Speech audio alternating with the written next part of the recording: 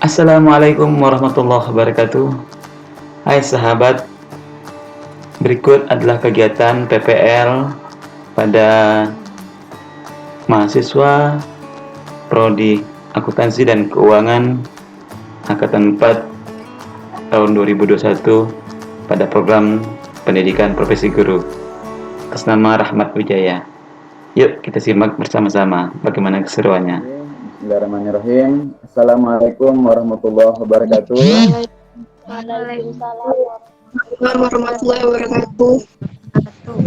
Apa kabar anak-anak semuanya? Alhamdulillah baik Pak. Baik Pak. Sehat ya, alhamdulillah. Baiklah anak-anak Bapak, di acara pembelajaran kita kali ini kita akan membahas dan mereview kembali studi kelayakan bisnis ya. Sebelum mulai aktivitas belajar, Bapak minta untuk memimpin doa. Siapa ya di sini ya?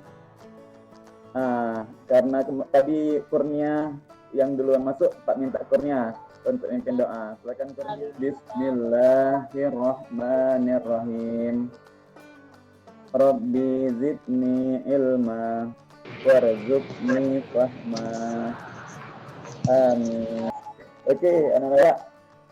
Baiklah, topik pembahasan kita hari ini adalah mempelajari studi kelayakan bisnis ya.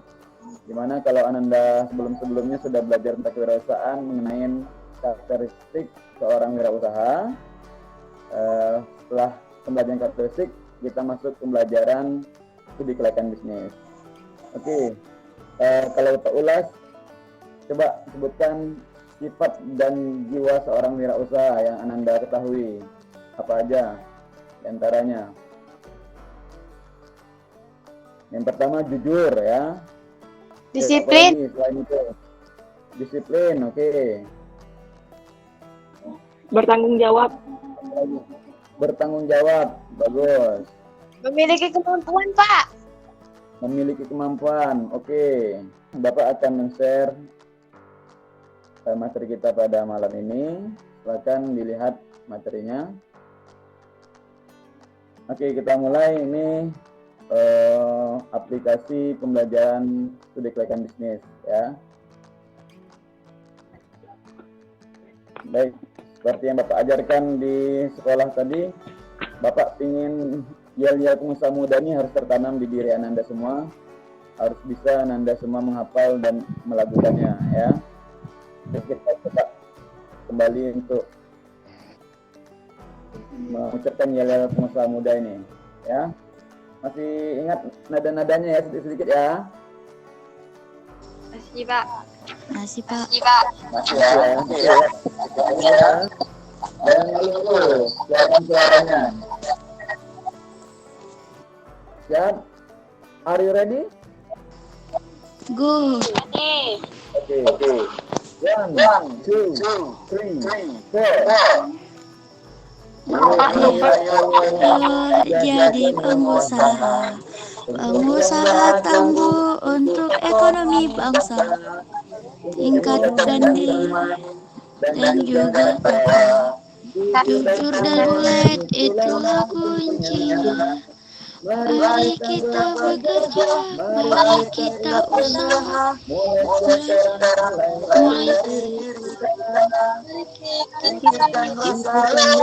janganlah takut,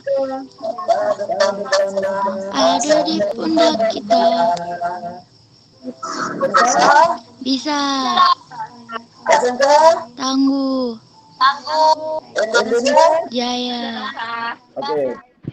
Kompetisi dasar kita adalah menganalisis peluang usaha, kemudian membuat rencana usaha, studi kelayakan bisnis ya. Indikatornya nih, menganalisis peluang usaha, 2 menganalisis aspek peluang usaha kita.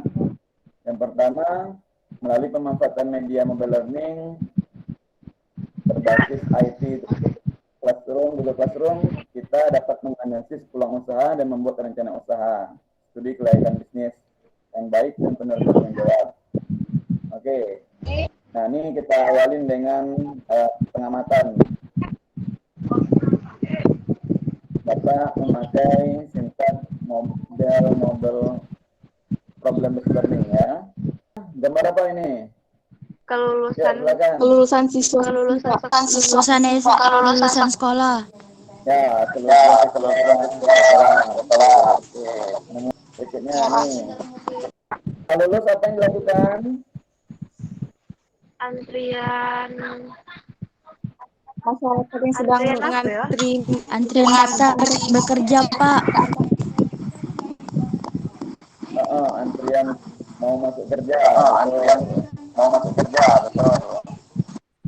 Apalagi mencari pekerjaan ya. Begitu sulitnya mencari Ya, Pak. pekerjaan. Nah, disinilah masalah kita sebenarnya. Oke, kalau gitu dengan kondisi seperti ini banyaknya angka tenaga kerja sementara ketimpangannya dengan tempat dunia kerja, apa yang terjadi? Adanya ketimpangan tersebut tentu adanya pengangguran, ya, pengangguran di mana banyak teman-teman kita tamat SMK nganggur, tidak bisa bekerja. Akibatnya hanya di rumah saja, kemudian masih membebankan orang tua, masih mencari-cari pekerjaan. Apa harapan Anda semua tidak terjadi seperti ini besok ya? Apa harapan semuanya bekerja dengan baik, sesuai dengan minat masing-masing.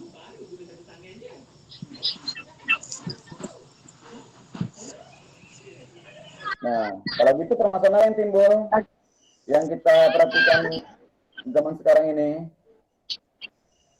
apa yang terjadi permasalahan kalau seperti itu? PHK, enggak, Pak? Ya, betul. Terjadinya ya, kemudian sulitnya mencari pekerjaan, kemudian banyaknya yang bekerja tetapi tidak tersalurkan dengan baik, ya, itu menjadi permasalahan kita semuanya seperti itu. Nah, permasalahan inilah yang akan kita tuntaskan dalam pembelajaran ini, ya. Oke, kalau gitu kalau ada permasalahan itu tentu ada penyebab dan dampaknya, ya. Penyebab PHK apa sih? Penyebab PHK? Nah, ya. Karyawan yang kurang berkompeten di bidangnya jadi dipecat kayak gitu. Ya, betul.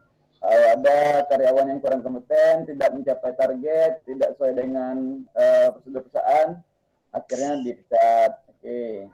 Apalagi yang menyebabkan PHK? Pak, perusahaannya tidak bangkrut ya, Pak? Bos, jadi perusahaannya karena banyak beban biaya, kemudian pendapatan berkurang, bangkrut. Nah, terjadilah PHK besar-besaran, ya. Bagus, ya. Berikutnya dampak yang timbul dari akibat pengangguran, kriminalitas yang tinggi. Ya, Anda kriminalitas tinggi. Orang mau saja merampok, mencuri, menggarong, ya, seperti itu, membegal, karena tidak ada pekerjaan, ya.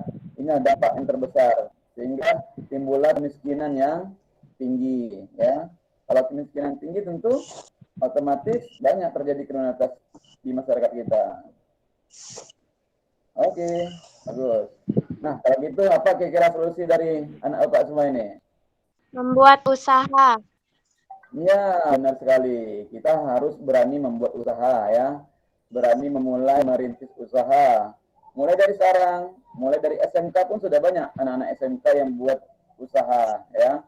Usaha pembuatan kue dan makanan tradisional, usaha jualan baju online, sepatu online, memanfaatkan teknologi, ya. Apalagi yang Anda semua berdasarkan bisnis dari pemasaran dan akuntansi, ya, itu memang prospeknya tuh, ya, membuka usaha sendiri, ya. Ini solusi yang tepat bagi kita semua. Oke, kalau gitu kita ini membahas studi kelayakan bisnis nih. Nah, jadi ada apa hubungannya studi kelayakan bisnis dengan permasalahan dan solusi yang kita baru kemukakan? Dengan studi kelayakan bisnis, kita dapat memulai usaha dan dapat mengembangkan usaha dan dapat mempertahankan usaha tersebut sehingga bisa maju. Gitu, Pak. Oke, mantap sekali. Bagus ya.